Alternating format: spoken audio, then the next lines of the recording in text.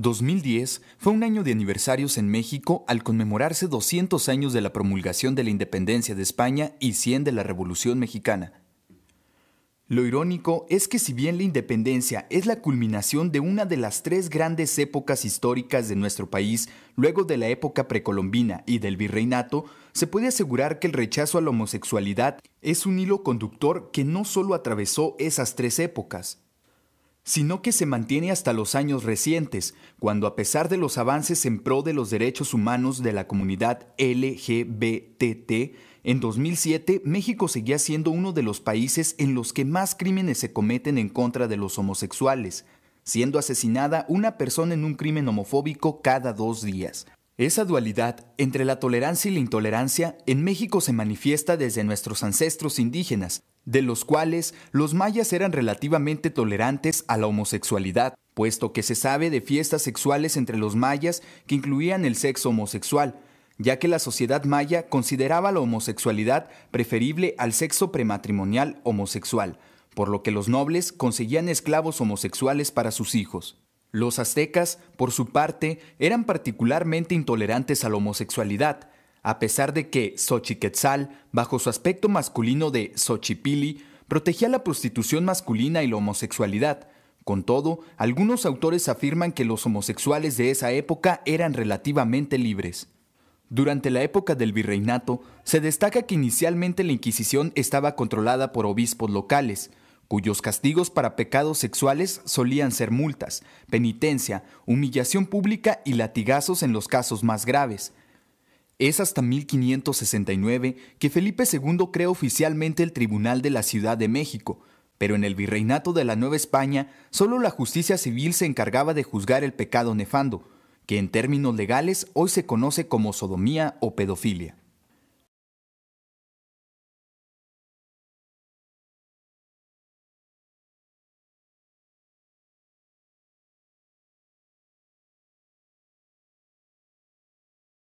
El presidente Anastasio Bustamante, quien gobernó de enero de 1830 a agosto de 1832, solía contar con caballeritos o favoritos como edecanes o secretarios particulares que vivían y viajaban con él por largas temporadas.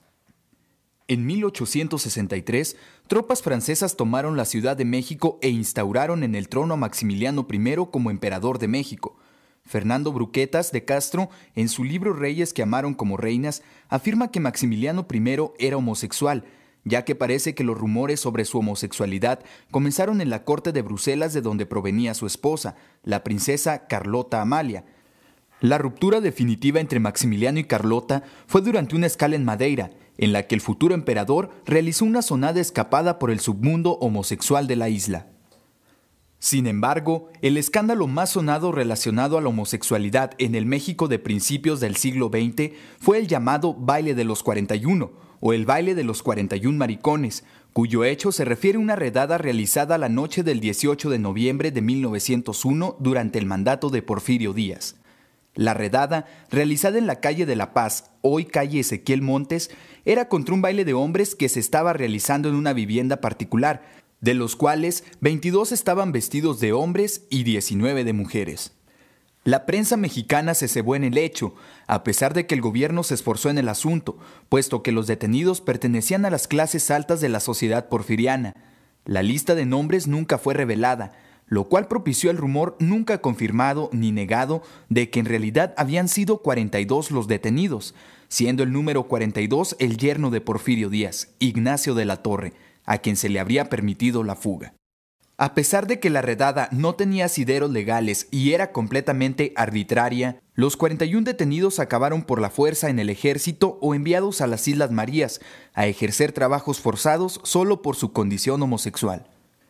Ya adentrados en el conflicto revolucionario, como todavía en esos años hablar de homosexualidad y sobre todo admitirse como tal era un tema tabú, fue que existieron las filas de los alzados, muchos casos documentados, más de mujeres que hombres a delitos, como sucedió con Petra Ruiz, Ángela Jiménez y Amelia Robles, quien llegó a ser condecorada bajo el nombre de Amelio Robles, y como varón en 1970 como veterano de la Revolución Mexicana y legionario de honor del Ejército Mexicano. En el caso de los varones, en la primavera de 1918, Manuel Palafox, secretario particular de Emiliano Zapata, fue acusado por enemigos políticos dentro del campo zapatista de haber filtrado información a través de sus relaciones homosexuales, y puesto bajo la vigilancia de Gildardo Magaña Escapó, e intentó reunir a los líderes zapatistas a su alrededor, en lo cual fracasó. Palafox murió en 1959 sin que se demostrase su homosexualidad.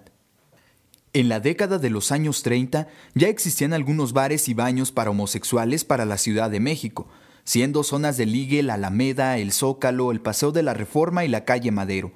En la década siguiente, durante la Segunda Guerra Mundial, había de 10 a 15 bares, de los cuales en unos llamados El África y El Triunfo estaba permitido bailar. Esta relativa permisidad terminó en 1959, cuando el alcalde Uruchurtu cerró todos los bares llamados de ambiente tras ocurrir un triple crimen. En la década de los 20 y mediados de los 40 existió un grupo denominado Los Contemporáneos, compuesto por Javier Villaurrutia, Carlos Pellicer y Salvador Novo, de quienes el también reconocido escritor Carlos Monsiváis consideró en sus críticas, las cuales imprimían en sus poemas un profundo homoerotismo y se dejaron tentar discretamente por un tema muy caro a la época: los marineros en el aura de la noche portuaria, con su libertad y su belleza. De Novo en particular se decía que era el homosexual belicosamente reconocido y asumido en épocas de afirmación despiadada del machismo. Hablando de belicosos y machistas, una pareja que dio mucho de qué hablar en el mundo intelectual de entre mediados de la década de los años 20 hasta mediados de los 50, cuando ella murió, fue la de Frida Kahlo y Diego Rivera,